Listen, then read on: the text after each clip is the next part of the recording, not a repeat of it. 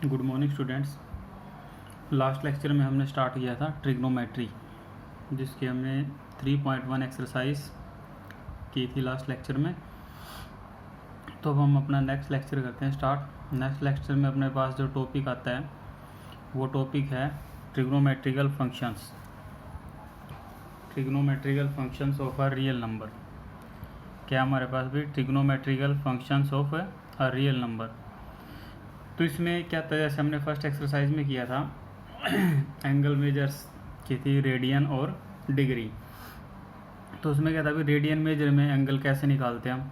तो उसमें क्या था, हमारे पास जो थीटा इज इक्वल टू कितना होता है हमारे पास l upon r, where l क्या होती है आर्क लेंथ एंड आर क्या होता है हमारे पास फिर रेडियस होता है। अब ये जो एल अपॉन आर है, एल अपॉन आर अपने पास क्या है भाई, यहाँ पे ये दोनों की सेम यूनिट होती है। मान लिया अपने पास रेडियस सेंटीमीटर में दिया गया, रेडियस किस में दिया गया सेंटीमीटर में, तो आर्क लेंथ भी क्या होगी हमारे पास वहाँ पे सेंटीमीटर। तो जब थीटा निकालोगे आप तो थीटा क्या आएगा हमारे पास भाई L centimetre upon R centimetre. Centimetre से सेंटीमीटर कैंसिल हो गया, तो ये क्या बन गया हमारे पास एक रियल नंबर बन गया विदाउट एनी यूनिट्स। इसकी अपने पास कोई भी यूनिट नहीं है, क्योंकि एल और आर दोनों की यूनिट कैसे अपने पास सेम है। तो सेम है तो दोनों यूनिट क्या हो जाएंगी कैंसिल हो जाएंगी, और अपने पास जो एल अपॉन आर है वो क्या हो जाएगा रियल हो जाएगा विद नो यूनिट्स। तो सबसे पहला पॉइंट जो इसमें है ये ध्यान रखना है कि अपने पास जो ये थीटा निकालते हैं हम radian measure of an angle, इसकी अपने पास क्या होती है भाई एक रियल नंबर होता है ये, और इसकी कोई यूनिट नहीं होती हमारे पास यहाँ भाई। एल अपॉन आर दोनों की यूनिट क्या एल और आर दोनों की यूनिट क्या होती है सेम होती है ना। तो अब अपने पास ये क्या बचता है सीधे एक रियल नंबर बचता है विद नो यूनिट्स। तो हम क्या कह सकते हैं, every real number can be considered as the radian measure of an angle. कोई भी आप रियल नंबर ले लो, मान लो हमने क्या लिया, कोई भी रियल नंबर है अपने पास, जैसे एल 2 सेंटीमीटर आर 4 सेंटीमीटर लिया हमने, तो theta equal to 2/4 equal to क्या आ गया 1/2। क्या हो गया एक रियल नंबर है ना हमारे पास 1/2। तो कोई भी अपने पास रेडियन में कोई भी रियल नंबर उसको हम क्या कंसिडर कर सकते हैं as the radian measure of an angle, and radian measure of an angle is क्या होगी ऑलवेज रियल होगी हमारे पास। कैसी होगी भाई रियल होगी। अब हम नेक्स्ट चलते हैं आगे, एक यूनिट सर्कल कंसीडर करते हैं। यूनिट सर्कल मीन्स क्या होगा सर्कल ऑफ रेडियस यूनिट, यानी 1 रेडियस का सर्कल जिसकी रेडियस कितनी होगी हमारे पास 1, वो कंसीडर करते हैं हम। ये सर्कल हमने लिया है जिसका सेंटर कितना हमारे पास ओरिजिन पे है, जिसका सेंटर क्या हमारे पास भाई ओरिजिन पे है, और रेडियस कितनी है इसकी हमारे पास भाई 1 यूनिट होगी। तो इसमें हमने क्या लेना है अभी, जो अपनी आर्क लेंथ है, आर्क लेंथ ये ए पी, ये कितनी ली है हमारे पास एक्स। तो इसलिए जो अपना एंगल है ए ओ पी इक्वलेंटली हमने इसको भी क्या ले लिया भाई एक्स के इक्वल ले लिया। तो यहाँ angle A O P is equal to X है, एंगल ए ओ पी।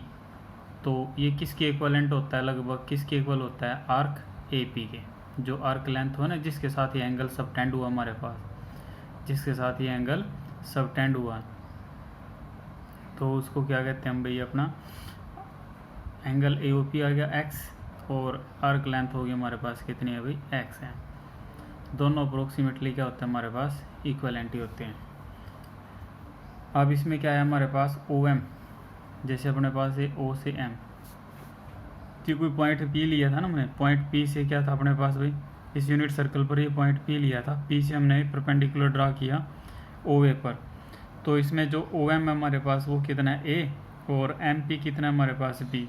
तो इसलिए coordinates of the point P, जो एक्स एक्सिस पे डिस्टेंस है वो एक्स कोऑर्डिनेट होएगा, जो वाई एक्सिस पे है वो क्या होगा वाई कोऑर्डिनेट होएगा हमारे पास। तो ये कितना आ गया बी आ गया। As O way is the initial side of angle A O P, जो अपने पास ओ वे है, तो ये देखो एंगल ए ओ पी की कौन सी साइड होगी इनिशियल साइड होगी ना हमारे पास। तो let the coordinates of point, ये मैंने आपको बता ही दिया कि भी इसलिए जो कोऑर्डिनेट्स ऑफ पॉइंट पी बनेंगे हमारे पास वो क्या बनेगा ए बी आएंगे हमारे पास।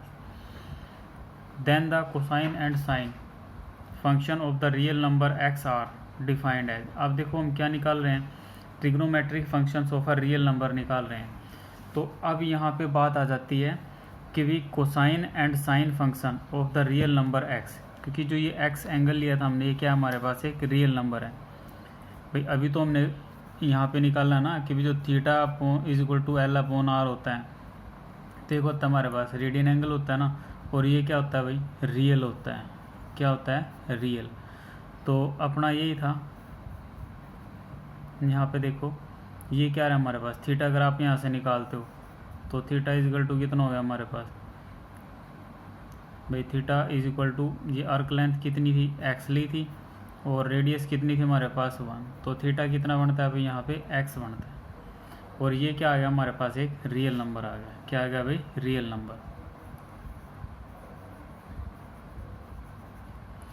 तो अब अपने पास यहाँ पे हमें क्या देखना है, ट्रिग्नोमेट्रिक फंक्शंस देखने हैं ना हमें, तो रियल नंबर के ट्रिग्नोमेट्रिक फंक्शंस। तो ट्रिग्नोमेट्रिक फंक्शन अपने पास क्या आते हैं, पहले कोसाइन और क्या आता है हमारे पास भाई, साइन ही आता है। तो इसमें जो कोस और साइन फंक्शन होंगे रियल नंबर एक्स के, वो कैसे डिफाइन करेंगे हम। जो कोस एक्स है, कोस एक्स की वैल्यू क्या आएगी हमारे पास ए, यानी जो एक्स कोऑर्डिनेट पर जो वैल्यू होगी वो किसकी होती है, कोस एक्स की होती है। और वाई कोऑर्डिनेट पर जो वैल्यू होती है वो किसकी होती है हमारे पास, साइन एक्स की होती है भाई। वाई कोऑर्डिनेट पर जो वैल्यू होती है किसकी होती है, साइन एक्स की। तो एक्स कोऑर्डिनेट पे कितनी है हमारे पास, ए है, तो ए इज इक्वल टू क्या होगा, कोस एक्स आ जाएगा हमारे पास। और जो वाई कोऑर्डिनेट पे कितनी वैल्यू है हमारे पास, बी है, तो वो क्या आएगा हमारे पास भाई, साइन ऑफ एक्स आ जाएगा।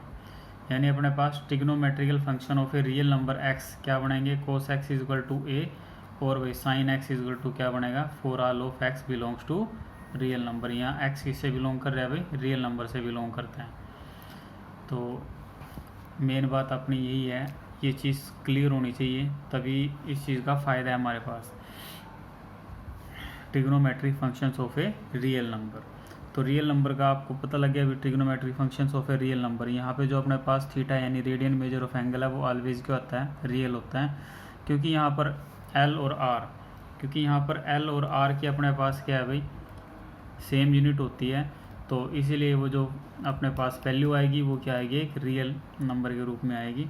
किसके रूप में आएगी भी, एक रियल नंबर के रूप में आएगी।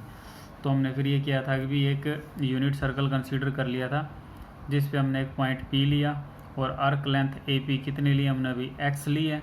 तो इसलिए अपना जो एंगल है वो क्या बनेगा भाई, arc length upon radius. Arc length x थी और रेडियस 1 यूनिट थी, तो यहाँ क्या आ गया एक्स, जो कि हमारे पास एक रियल नंबर है। तो इसमें कोसाइन ऑफ एक्स क्या आएगा हमारे पास, एक्स कोऑर्डिनेट पे जो वैल्यू होगी, और साइन ऑफ एक्स जो वाई कोऑर्डिनेट पे होगी हमारे पास। यानी जो एक्स कोऑर्डिनेट है वो कोस एक्स होएगा, और जो वाई कोऑर्डिनेट है वो क्या आएगा हमारे पास, साइन एक्स होएगा।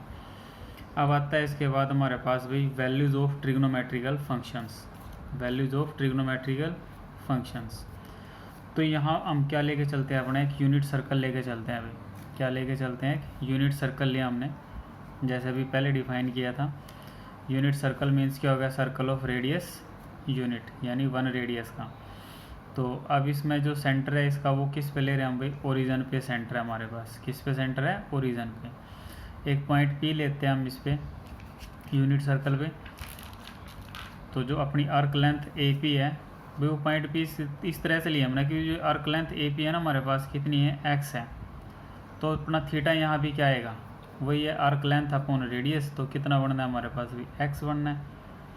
तो ए कोऑर्डिनेट कितना बनेगा हमारे पास भी, रेडियस 1 है तो 1 आ गया ना, और वाई कोऑर्डिनेट यहाँ पे कितना होता है, 0। बी के कोऑर्डिनेट क्या बनेंगे, 0 1। सी के क्या बनते हैं, -1 0। अगर इस साइड 1 0 है तो इस साइड क्या आएगा, -1 0। ऐसे ही डी का क्या आएगा, 0 -1 आएगा। तो वैल्यूज ऑफ ट्रिग्नोमेट्रिकल फंक्शंस हमें इन टर्म्स ऑफ कैसे निकालनी है भी, जैसे पहले एंगल ए ओ बी कितना लेना है, 90 हो गया, ये बड़ा फर्स्ट क्वाड्रेंट में 90 डिग्री। एंगल ए ओ सी ये पूरा लेते हैं तो क्या बन रही है, एक लाइन बनती है ना, और कितने डिग्री का एंगल बनता है भाई, 180 डिग्री का।